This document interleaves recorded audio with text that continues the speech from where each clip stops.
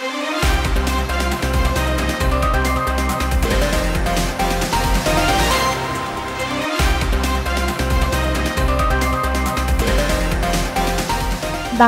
জাতীয়তাবাদী ছাত্র দলের এক তরুণ যোদ্ধা, সাদিপুর ইউনিয়ন ছাত্র দলের সাবেক সহ-সাধারণ সম্পাদক সোহান সরকার স্বৈরাচারী শেখ হাসিনার বিরুদ্ধে গণতান্ত্রিক অধিকার প্রতিষ্ঠা করতে গিয়ে সবচেয়ে তরুণ ছাত্রদল নেতা হিসেবে কারাবরণ করেন। দুঃসাহসিক যোদ্ধা হিসেবে রাজপথে গড়ে তুলেছেন স্বৈরাচারী শেখ হাসিনার বিরুদ্ধে তীব্র আন্দোলন।